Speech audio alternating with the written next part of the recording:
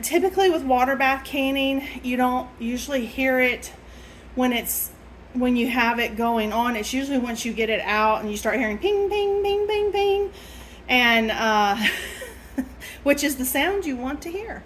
So anyway, this was a really easy canning project. So the first step that you want to do is to wash your zucchinis well. And it is recommended that you peel your zucchinis. These are zucchinis. I know that they're yellow. It is a variety I got from in my gardener, and I do like them because you see them under the big leaves. There's so much greenery that when my green zucchini, some of those have gotten away from me because they get hid up in there, even though some of these look like they got away from me as well. The other thing that was recommended was to deseed the the zucchini. Now, if they were small enough, you don't have to deseed them, but I just went ahead and deseeded all of them just because I didn't necessarily want seeds in my mock pineapple, shredded pineapple. So this was easy. I used, for most of it, I just used my little grapefruit spoon and it was easy to do. And as I got to some of the bigger ones, I just was able to cut them out. Then I got to use my handy dandy Ninja, and this made simple work of shredding up the zucchini. I ended up with 5.5 pounds of shredded zucchini, and I didn't even use all my zucchini. I blessed neighbors with zucchini, and and I still have zucchini and I have more coming in, but that's okay. This has been a great zucchini year and we don't get those that often. So I'm just going to be thankful for it and thankful for projects like this. So it took a couple, yeah, this is a nine, I think it's 9.5 cups that my Ninja will hold. And so I ended up having to do 2 batches of shredding it up. But all in all, this was very quick work. The most labor intensive part was just peeling the zucchini and deseeding, and that wasn't hard and didn't take very long. So it was definitely worth it for the finished product. Hey guys, Brandy here. Welcome to my kitchen. Yes, I have a fan. I hope it doesn't come across as too loud, but it's really hot here. In Georgia, I imagine it's hot where you're at. It's summer. It should be hot. We have really bad air quality from the smoke. We've had it for the last couple of days. Again, it's kind of comes and goes here, and I think up north they're just dealing with it like all the time. It's awful. And so I'm in the kitchen and I am fixing to embark on um, preparing my mock shredded zucchini, pineapple zucchini. And I have my juice over there. I have shredded, sorry, it's from the smoke. I just had been outside, John and my son, they're working on extending the chicken run, and it just it's awful. But anyway, I have already shredded. You should have seen in the video, I've already shredded, I peeled and shredded all of the zucchini. I have almost 16 cups of shredded zucchini. So my recipe, oh, here it is. I'm doing like the worst thing. I'm in my bare feet. It's not good for you. Us big girls, we need shoes on. It's not good for our feet. So I'll probably end up putting on some shoes, but it's cool and it feels good. Anyway, I am using Heidi's recipe for water bath canning mock pineapple zucchini. Now she does it, and she actually does it in the chunks. I have some cans of chunked pineapple on my pantry shelf. Matter of fact, I just ordered I think I ordered 3 cans on my Azure haul because I'm testing out some of the Azure. They had their cans. They have their own canned products now, and they had several of them on sale, so I got some of corn. I did like three corn, 3 peaches, 3 pineapples, and I think I got 3 pairs, and to put on my pantry shelf that I can rotate with what I already have in there. And that's really what you want to do. So when I talk about doing a pantry challenge, there's a lot of different people who will be like, don't go to the store at all. And if you can do that, you have things where you live where maybe your family doesn't eat dairy, or you do like a nut milk that lasts a lot longer, and you don't have to go to the store at all. That's fabulous. And yes, do that. But I never would tell you to totally deplete your pantry. The goal is that you're going to be using up the things you have in your pantry, and then you're going to be restocking it like when you get a good deal, like you'll bulk up on certain items. And if it's not a good deal, don't bulk up on that item. Or if you're a gardener and a canner, that you're like, I'm putting a lot of stuff on my shelf right now. I have stuff coming out of the garden, and I'm putting it, downstairs, getting it prepared. Those are items I don't have to buy from the grocery store when I'm doing that myself. And I have control of what's going in it. I have control of the salt intake. Salt intake is a big deal for a lot of people. Sugar intake is even a bigger deal. So I can control that for a lot of things within canning practices. Some things you can't. You have, you have to follow this way, but typically there's a way to do it so that it's going to suit your needs, your family's needs, because we're all different. Our families all look a little different and have different things going on that we may have to be careful about. So anyway, I just wanted to kind of clarify to me, the time you'd be eating out, your pantry down is if you had like an emergency in your family, an illness, a job loss, something like that. And then, yes, that's what you have to eat, and you're thankful you have something to eat, and you'd be trusting the Lord for something on down the line, and until your situation got better. But other than that, this is a practice of building a pantry. But it's stupid, and yes, I'm going to use the word stupid. It's not a word we typically would use in teaching. But I'm going to say in this, it's stupid to bulk up a pantry, to can a lot of food, to do all these different things, or garden, and then just let it rot and never use it. So this helps you become organized. It helps you get out of your rut. It helps you to start focusing in on, okay, moving these things around. That's how you save money. And then you can take the money that you saved and either just save it, or if you have some debts, pay off debts, or put some of that to the side, because a lot of people be like, I can't afford to go and buy, an eighth of a cow share, or, a quarter hog or whatever. I'd like to be able to do that, but I can't do that. I don't have that much expendable income up front. Totally get there. Been there, done that.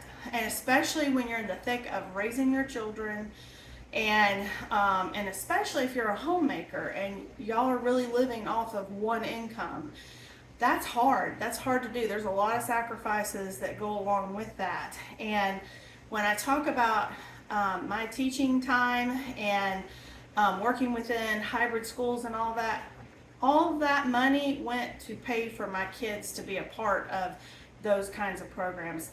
I really wasn't bringing in any income that helped with any of this. My husband had to do that, and we had many lean years, especially being that he started out in law enforcement and kind of moved up in ranks and then switched to a civilian job within law enforcement until he retired. And so yes, I totally get it, totally understand it. It's tough, and if you're there's no condemnation. You just do the best that you can with what you have. And if that means you're going in the grocery store and you hit a manager special, and maybe it's not free range organic, but you know what?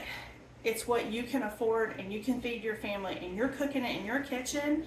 I promise you that's so much better for you and your family than what they're going to get in fast food or packaged food. So as I said, there's no condemnation. You have to feed your family. And so you feed your family the best that you can. Do I try to use these products? Yes. Have I always used these products? No. Honestly, not until I got very sick and had an autoimmune issue that kind of took over my life for a period of time did I really have to start paying attention to, particularly within meats and things like that, because I had so many allergies. And I'll tell you, during that season, it was a real lean season for us.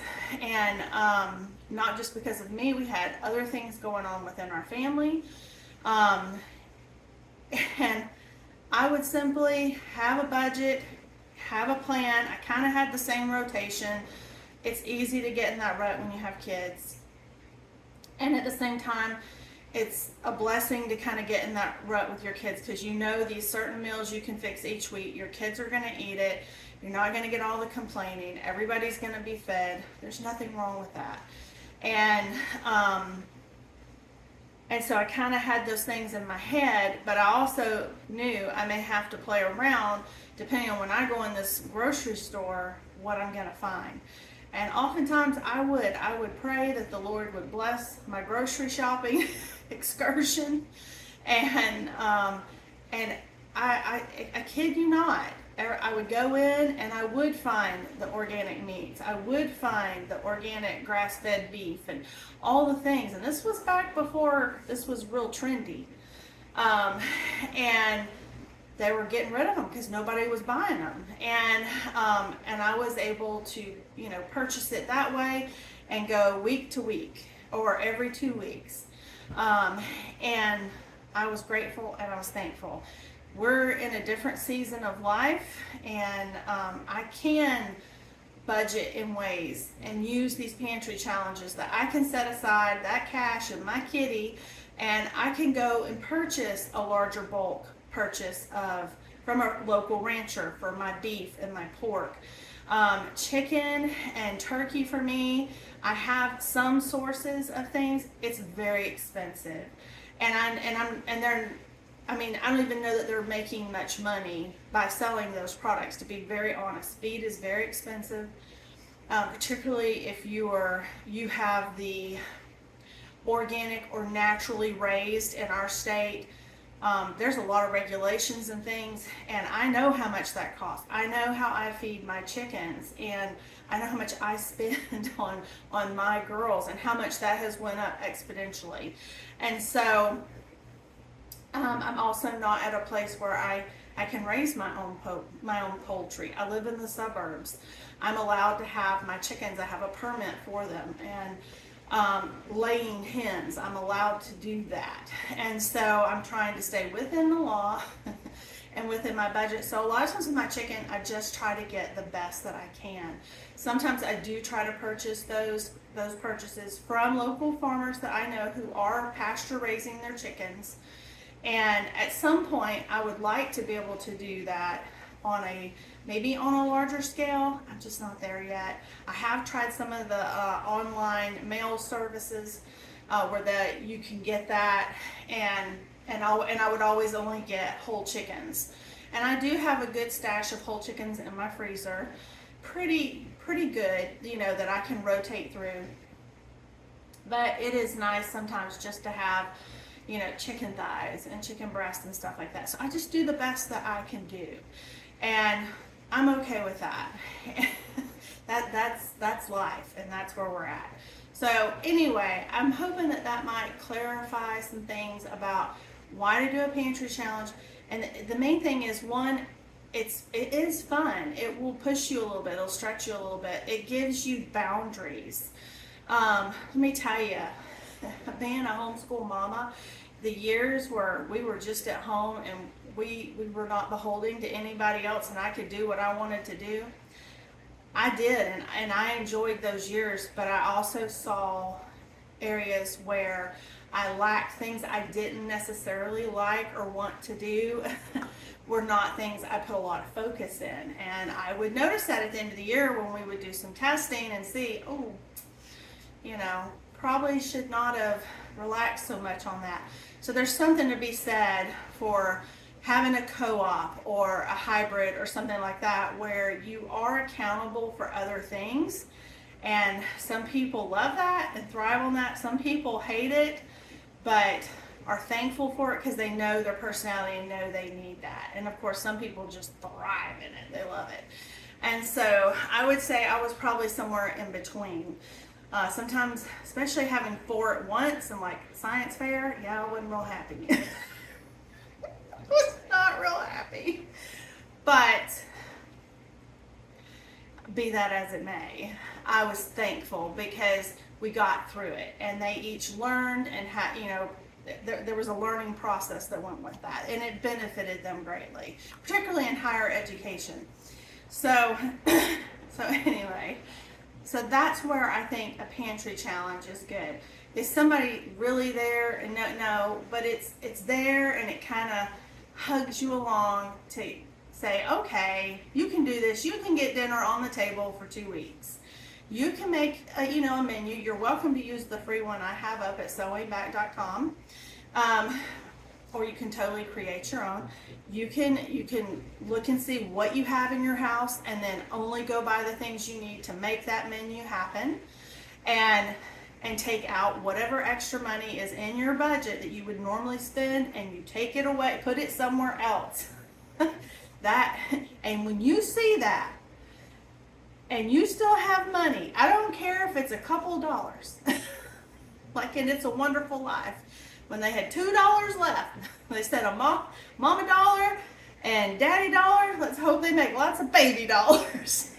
Well, that's what happens, because you'll get better and better and better at it. It's a skill.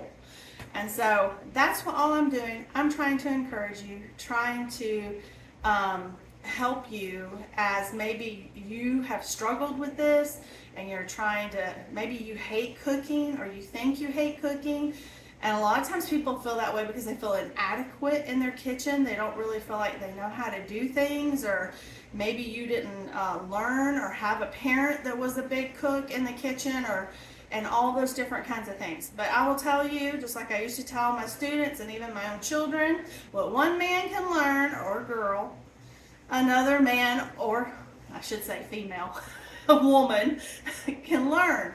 Anybody can learn, but it takes practice. And yes, you're going to have failures, you're going to have flops, you're going to have all the things. You're also going to have like some slamming good food sometimes that you're going to be like, oh my word, this is so good. But you can't have that if you're not trying, if you're not working towards it. And so you have to work towards the goal. Yeah, I have my jars here. I just got them out of the dishwasher. They're warm. I'm fixing to actually put them in my water bath canner to keep them warm. While we're doing the other, I have my bands. You can reuse bands. I have almost enough of the last of my ball lids. And then about, I guess it was last year, I started buying the Superb lids from Azure. They carry this, and I really like these. I have these in the regular mouth and the wide mouth. It comes in a 60 pack.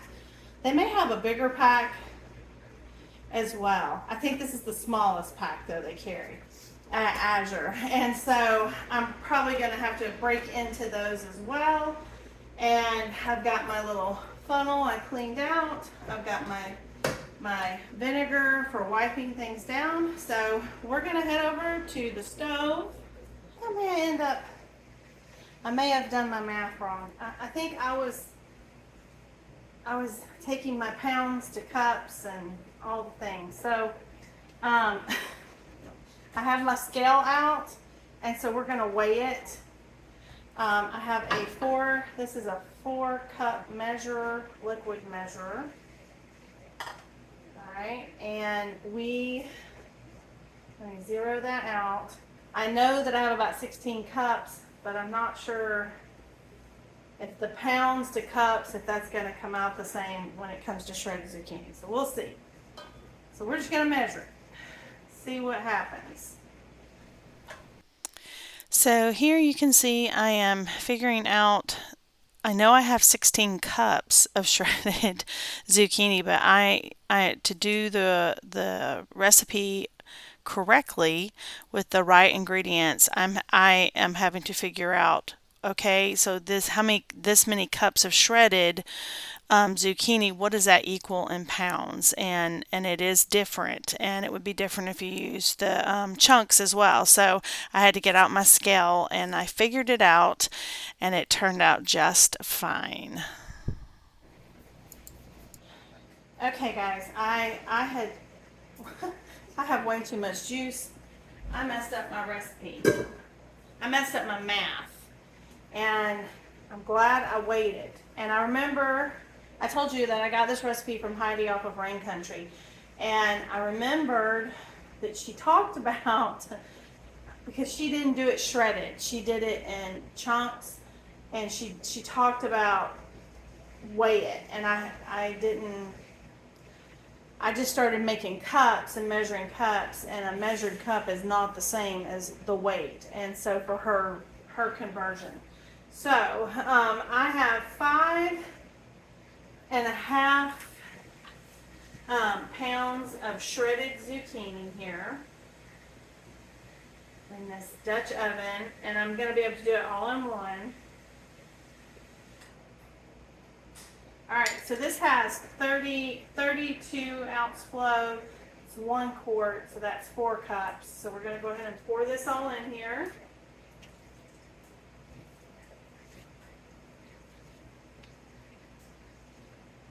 And this is not from concentrate. And I'll have to open up another one. And we're going to get half of a cup more. All right, so this is my recipe that I ended up using. I had 5.5 pounds of shredded zucchini, 4.5 cups of pineapple juice. I did 1 cup of coconut sugar to 1 1/4 cup of regular sugar. It was all organic. And then I did 1 1/8 cups of lemon juice. And this was the recipe. When you did the math, these were the numbers that I came up with for using the base recipe that Heidi at Ring Country gives. And so it's important when you're adding to check your math, because you don't want to go through all this and then have a product that's not going to be shelf stable. Okay, guys, so measuring is so important. And I don't know what I was thinking when I thought I needed 32 ounce bottles of pineapple juice. And I don't know, but that's okay. I can put it on my shelf because let's see. I mean, I guess technically I could take it back, but it's good until May 31st of 2025. So no, I'll keep it. And because I have more zucchini out there, I may end up doing this again. Except next time I might do it where I do the chunks instead of the shreds, because you could use that. I saw another YouTuber I like to follow, and she did the chunks, and she did it and then showed how to make a pineapple upside down cake and it was just mock pineapple zucchini. It was zucchini. And so I thought, that looks so good. So, no harm, no foul. It is what it is. And I know I'll use the lemon juice for other canning projects, because I just used up all my lemon juice. So no problem there. And nothing to get too worried about. But I am so thankful that I didn't just pour everything in thinking I had it all figured out. You always want to relook at that, especially if you think you're changing, like you're not sticking to what was given. And I was not, because I had more zucchini than what Heidi did in her recipe. So I did have to add to it. I used her measurements to make the conversion, and now I understand. She had a disclaimer about the zucchini and doing the pound, weighing it, and now I had just forgotten that because it's been a while since I saw the video. So anyway, it happens, but luckily I saved the project because otherwise I think it would have been a mess. So we're gonna let this come up to a simmer, and once it's simmering, like I said, I'll set the timer, and when I get ready to can, I'll bring you back and we'll get these jarred up. So now it's time to jar it up. This is just the basic, anything you can, this is how you do it. And my jars had cooled just a little bit, but they were okay. It wasn't too bad. And so these have to be filled up to 1/2 of inch head space. And so then you want to debubble it. And I used a plastic knife. I didn't have a chopstick handy. And you definitely want to wipe your rims. This is very sticky. And I put on a new lid and a band, and then this is ready to go into my canner, and we just keep plugging along. I ended up I had just enough with this recipe to get 9 pints, and I did taste it.